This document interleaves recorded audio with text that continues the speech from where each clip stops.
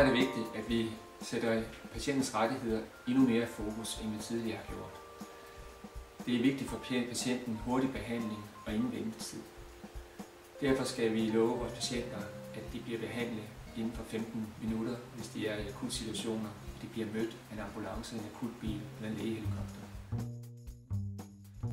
Patientens rettigheder skal også forbedres, når det drejer sig om større behandlinger. F.eks. hvis det drejer sig om en ny hofte eller en ny knæ, men også når det drejer sig om medicinske og psykiatriske behandlinger. Der skal også være fokus på patienten, når det drejer sig om behandling på skadestue. Bliver du eller dine børn syge, bliver skadet, så skal du inden for 2 timer kunne blive færdigbehandlet på en skadestue, når det drejer sig om småskader. I dag er der 30-dages behandlingsgaranti for visse sygdomme, f.eks. kræft og hjertesygdomme. Jeg mener, at behandlingsgarantien på 30 dage skal gælde, uanset hvad man fejler. Jeg hedder Jens Stenbæk. Jeg er spidskandidat for Venstre til regionsrådsvalget i Region Sjælland.